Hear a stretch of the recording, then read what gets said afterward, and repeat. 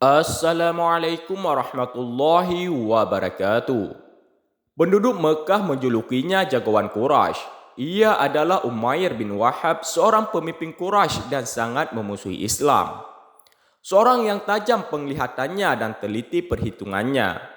Ketika perang Badar selesai dengan kemenangan yang diraih oleh kaum muslimin, terjadi perbincangan antara Umair bin Wahab dan Safwan bin Umayyah yang tak lain pamannya sendiri. Sudah lama Safwan memendam rasa benci dan dendam terhadap kaum muslimin akibat ayahnya tewas dalam perang Badar. Umair dan Safwan melakukan perundingan dan bersepakat akan membunuh Rasulullah Shallallahu Alaihi Wasallam. Saat itu, Umair meminta Safwan untuk mengasah pedangnya dan memberikan racun, lalu berangkatlah Umair ke Madinah. Sesampainya di Madinah, Umar bin Khattab melihat Umair menambatkan tunggangannya di muka masjid. Di waktu yang bersamaan Umar melihat Umair bin Wahab dan segera melaporkan kepada Rasulullah atas kedatangan Umair musuh agama Allah. Namun Rasulullah justru menyuruhnya masuk. Dengan penjagaan yang ketat dan dikawal oleh orang-orang Ansar serta Umar bin Khattab, Umair lalu menghadap Rasulullah. Rasulullah bertanya kepada Umair maksud dari kedatangannya. Umair bin Wahab dengan kebohongannya mengatakan ingin membicarakan tentang masalah tawanan orang-orang Quraisy yang saat ini berada di tangan Rasulullah. Ternyata Rasulullah sudah mengetahui maksud sesungguhnya Umair. Dengan petunjuk Allah, Rasulullah berkata terus terang tentang kejadian hari di mana Umair dan Safwan membuat keputusan untuk membunuh Rasulullah dengan pedang yang dibawa oleh Umair dan sudah dilumuri racun. Rasulullah juga mengatakan niat mereka ingin membunuh Rasul, karena Safwan akan menjamin janji kepada Umayyah dengan menjaga keluarga Umayyah dan akan menganggap sebagai keluarga Safwan sendiri.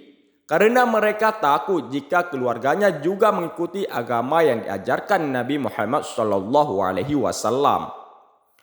Mendengar perkataan Rasulullah, sontak Umayyah kaget dan langsung menyatakan Islam di depan Rasulullah. Sahabat Umayyah dan orang-orang Ansar dengan mengucapkan Asyhadu an la ilaha illallah wa asyhadu anna Muhammadar Rasulullah. Umayyah mengatakan jika perjanjian tersebut tidak ada yang mengetahui selain dia dan Safwan. Umayyah sungguh menyesal karena selama ini telah memusuhi bahkan sangat kejam terhadap orang-orang mukmin. Namun, ia sangat bersyukur karena Allah telah memberikan hidayah dan memberi petunjuk tentang agama Islam. Beginilah kiranya Islam dalam waktu sekejap mampu menghapuskan kesalahan di masa lalu dan melupakan kejahatan juga permusuhan. Umayyah sudah mengenal tugas yang harus diemban dalam kewajibannya terhadap Islam.